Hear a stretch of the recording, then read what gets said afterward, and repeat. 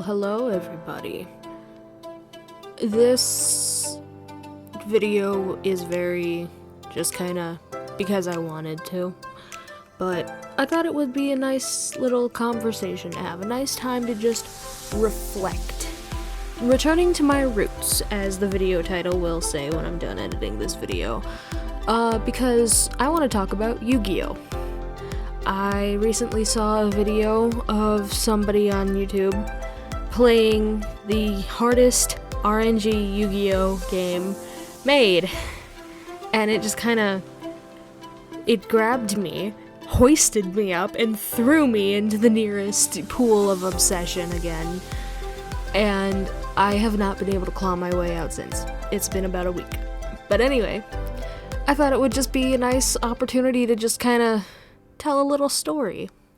So, I want to tell you guys what really started me on this artistic journey of mine was Yu-Gi-Oh! There's no denying it. It was Yu-Gi-Oh!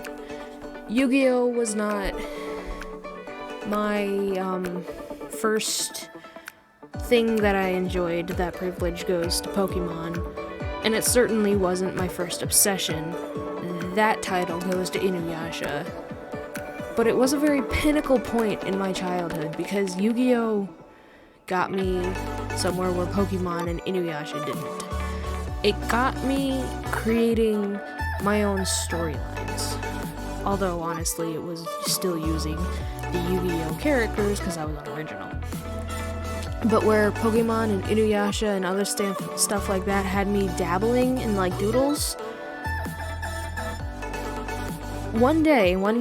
one faithful day in 7th grade, going to my school's library and finding this book was what did me in creatively.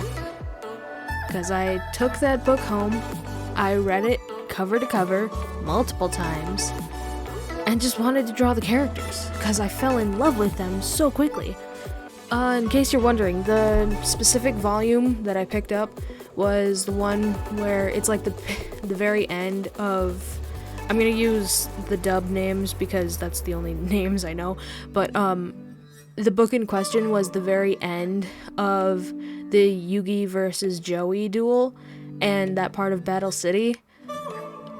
And I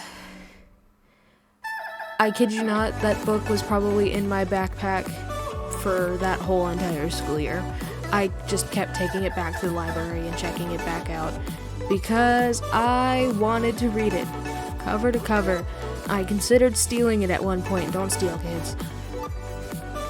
But it got me in a fandom, for one thing. I was never actually a part of the fandom. I was what I still consider to be too young, because I had absolutely no idea what I was doing. But I started collecting the cards, and I started just thinking of fun little stories. They were fun back then, they're embarrassing now, but this was an obsession that lasted for 4 years. And in that time, I didn't really realize it until I started, I don't know, but I didn't really realize it until I really started thinking about it. But at one point, it just clicked in my head that I had to change things up. I couldn't just keep using these characters, right? Because the stories that I was coming up with just were starting to not fit anymore. And thinking back on it, little by little, my own original characters did start cropping up. My very first original character was a black wolf named Maru, who came up because of Yu-Gi-Oh! And there are storylines, story elements in my original story with original characters, don't worry, that started cropping up thanks to Yu-Gi-Oh! And off topic for a quick second, last year, 2022, I did the redraw series, where every month I took a drawing from my past and I redrew it. I specifically and purposefully did not involve any Yu-Gi-Oh drawings, despite my very first sketchbook being cover to cover Yu-Gi-Oh drawings. Mostly because they're bad. They're really, really, really, really bad.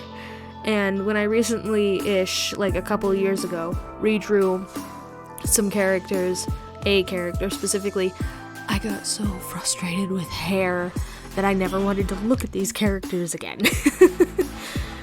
But, here we are. All because some dude on the internet was like, hey, watch me play a card game. But, hey, I gotta return to my roots, if you will, and thank Yu-Gi-Oh for getting me going, if you will. That being said, though, this video has reached its end. So I hope you enjoy, and I will see you all next time. Bye-bye.